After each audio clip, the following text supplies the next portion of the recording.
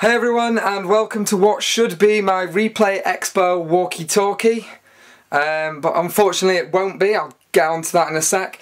As you'll probably all be aware, the ReplayRetro Gaming Expo happened in Blackpool this weekend just gone. It was a fantastic event. I met up with lots of YouTubers. Retro Gamer VX was there. He gave me the nuggie he promised me. Yeah. Retro Rewind was there, trying to steal my name again. Mark Verheer was there. Mark Verheer is so tall. Seriously, the guy is unbelievably tall. Whereas Retro Gamer VX is so small. I didn't see this coming. He's gonna hit me for saying that he's so small. But yeah, he's a lot smaller than I thought he was gonna be. Steve Benway, obviously, my personal god. I met him there again. He was there. It was nice to see him. Martin Murphy from GameLink and Spalding, he was there. It was great to see all these people. I saw a few other people from the Retro Gamer forums and from the Retro Gaming YouTube community, which is fantastic. Always great to see people there. As you know, I had intended to do a full Replay Retro episode about Replay 2011. God, saying replay this many times is going to get really annoying. But basically, on the Saturday of the event, I didn't do a massive amount of filming, just because I planned on doing it all on Sunday. And then on the Sunday, as those of you that were there might know, I was taken ill.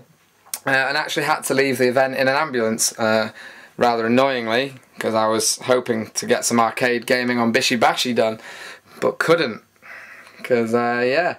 I've had loads of people getting in touch with me via my email to ask if I'm okay and stuff like that. I am fine, it's completely fine, don't worry about it, it was my own fault. Just not taking my medication correctly while I was away, not thinking straight, and consequences happened. So as a result of that, unfortunately, I didn't get a lot of filming done on Sunday either. So yeah, that's a bit of an issue. However, what little bits of footage I did get, I'll go through with you guys now, and we'll have a look together at what I thought were the best parts of Replay 2011. Okay, so the first guys then here to return were Retro GT, selling their brilliant t-shirts, bus pass holders, and other such little accessory things. Good to see them back. They were also selling a few of the smaller items that Surface Tension had brought with them last year. Next up here you've got Mohican Kid doing all his charity work. Lots of respect for him for doing all that. Attic Bug here, they're a new exhibitor. They were selling a lot of accessories and systems that you can see here for fantastic prices. Some really good stuff, including this Commodore 64 here that I really wanted. They only wanted £35 for it with the data set, but someone got there before me, unfortunately. What else did they have? They had mugs, artwork. They also had here, as you can see, games on cassette. I think they were something like 3 for £1. Some great games in there. Console Passion, they returned. They were obviously here last year and they're here again with a wide assortment of console hardware, games, accessories, all kinds of stuff, including some rarer stuff in this glass cabinet here. That's where I bought my Pocket Station from. You can see someone buying a 3DO there. There's Martin and Claire Murphy. They had a couple of Steel Battalion sets, as you can see. They were £100 each. You can see a Samba de Amigo up there for, I think that was £45. If you spent over £100 at Console Passion, you did get 10% off, which is very good. Although I shudder to think how much I actually spent there. As you can see, they had a vast array of games for almost every conceivable system. You can see up there as well we have a Nintendo Deluxe set with the Rob the Robot, and on top of that was an N64 DD. I'd love to have got one of those, but it was very expensive. Here then is the arcade section, very much the same as it was last year. I have a wide assortment of arcade machines, some classics, some new, all set to free play, which is brilliant. Many thanks to anyone who donated an arcade machine to the event. I whiled away quite a lot of time down here. Some absolute classics available. Also, thanks to the guys that made the transport of these systems possible. Obviously the logistics of getting this set up must have been a nightmare.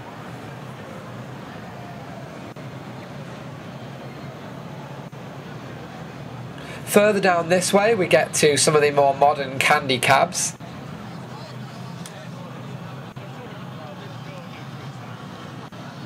Including somewhere down here is Bishi Bashi, so that's where I was trying to be when I collapsed. Some fantastic games down here. There's Mr. Driller, you can hear. Kick Energy returned as the main sponsor. They brought this amazing Land Rover with them, which had Batman Arkham City to play in the windows. And you could get some custom PlayStation controller pads as well. Steel Series were a new sponsor. They were running a rock band competition, as you can see here. DDR UK returned from last year, bringing 2 arcade machines with them, as well as some other rhythm-based games in the middle. It was good to see them back, and good to see them give it a larger area as well this time. RetroPit.com. Them and Turnarcades were here selling bits and pieces to help people build their own arcade machines, or indeed buy them already done. Had some fantastic accessories there. These mini systems as well were brilliant from Turnarcades. If you haven't got room for a full arcade machine, they are a fantastic alternative. This stand here, I think, is a company called Game Dojo. They were selling action figures, current gen games, cardboard cutouts. I think they even had some rugs. Some great stuff from them, yep, Game Dojo. They also had a brand new in-box over there, Steel Battalion, Line of Contact. This is the most improved section. This was brilliant. This is the pinball area. First up you had this room with the history of pinball, so you had a variety of machines that were first. So over in the corner there you've got the first machine to have multiple play levels. You had all these in here, all set to free play, as you'd expect. And then out here in what was last year's pinball alley, you had a much bigger pinball alley. I'd say there were about twice as many machines this year as there were last year.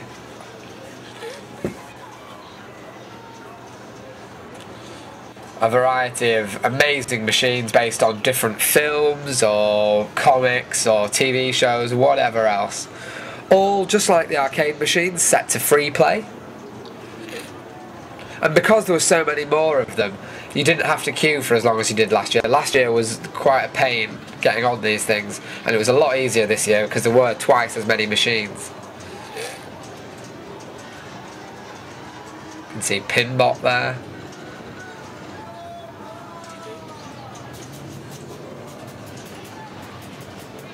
I love pinball, so this was a fantastic opportunity for me. There's Apollo 13.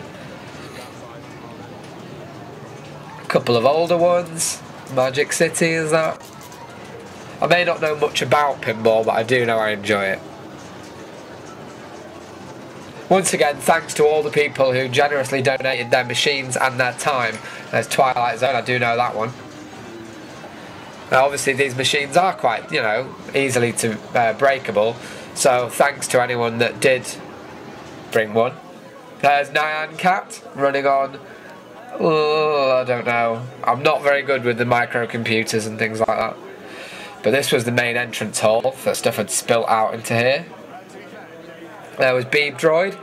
It's emulator software for Android phones. They were running a competition to win an Xperia Play. There's some more stalls out here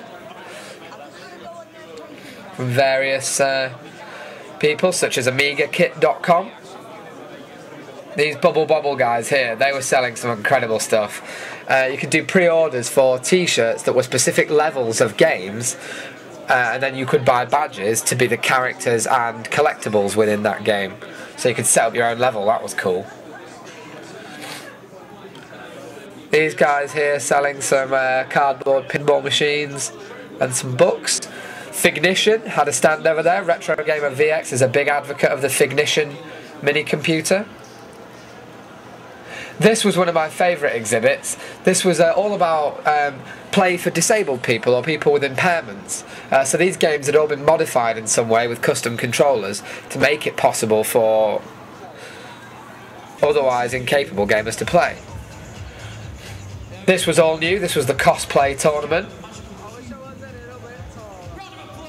It was great to see some cosplayers there. It really adds to the event, and it's something different and unique.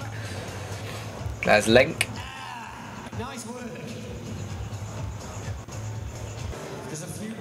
And hats off to the cosplayers. They all spent the whole weekend in their costumes. So this poor girl here dressed as Lara Croft walked around the entire weekend with people checking her out. And what a fantastic costume that is. Come on. That is brilliant.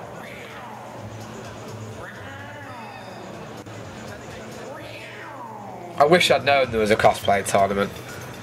And I'm not saying I would have got involved, but, you know. It definitely added another level. There's Marty McFly, who did have a hoverboard with him the next day.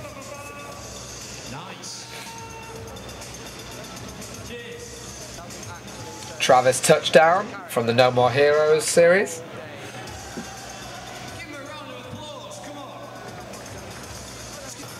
Poison Ivy there.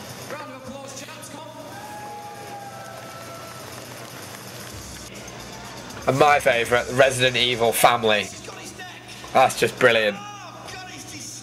And a zombie child.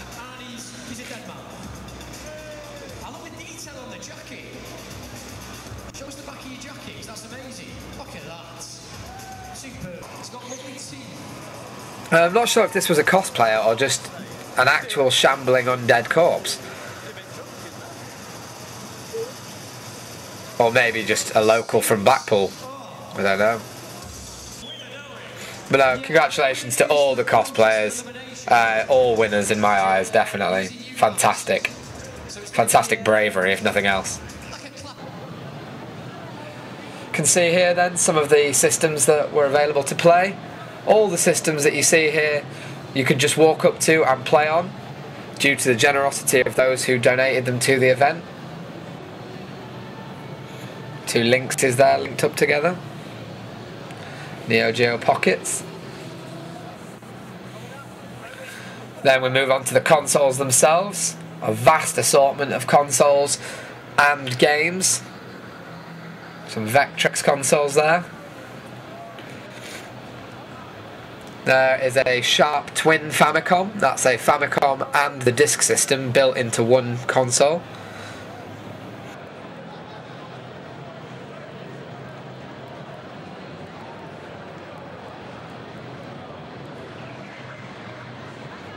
ColecoVision there.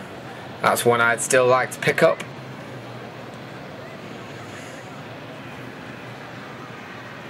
Of course, there's also a few of the more common systems there, like PlayStations.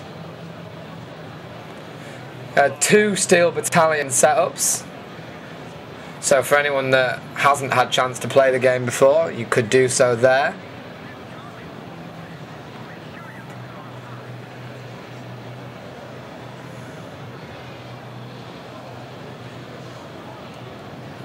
Some Master Systems.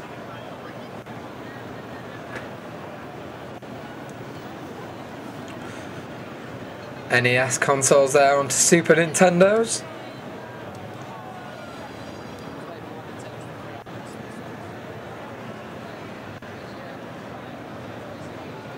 An N64 DD there. I think that was playing the F-Zero game when I got to it. Very cool piece of kit that I'd love to get hold of. A few Mega Drives.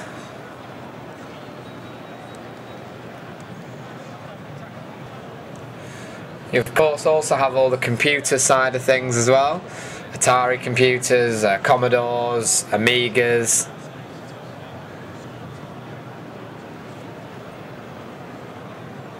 Including quite a lot of kit for sale, as you can see here.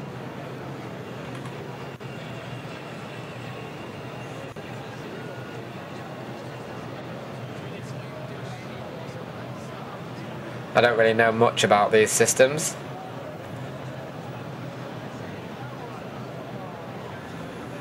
Although there were some quite rare ones there.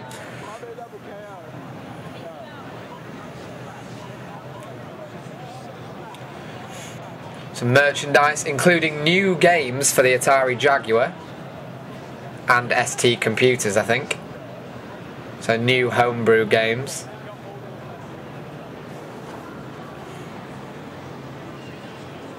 An Amiga CD32 there, a system I would definitely like to pick up at some point soon. More computers. You can see there on the left is a Commodore Zen SX64, the one with the screen built in. Fantastic system that. That was the first time I'd ever got a chance to play on one of those. Bit of Prince of Persia. God knows what's going on with this complicated setup, but that there is Doom.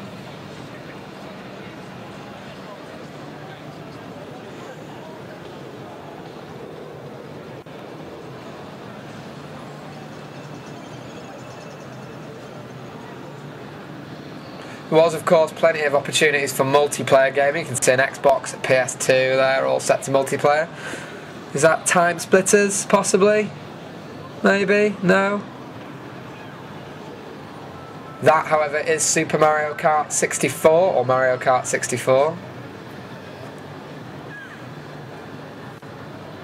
Some great 4-player opportunities there. Choo Choo Rocket. GoldenEye 64. It was fantastic just to be able to pick up some of these games and play with randomers. Who says gamers don't get out and talk to each other? I don't know. The current gen also represented quite well. Some system-linked PlayStation 3s and around the other side some system-linked Xbox 360s. There were plenty of tournaments going on during the weekend. This is part of the Street Fighter tournament. As you can see, people had brought their own controllers, and watching these guys play was incredible. These guys are the kind of people that know all the moves. Very impressive. Very good to watch. There was a big system-linked 16-player Halo 2 tournament there.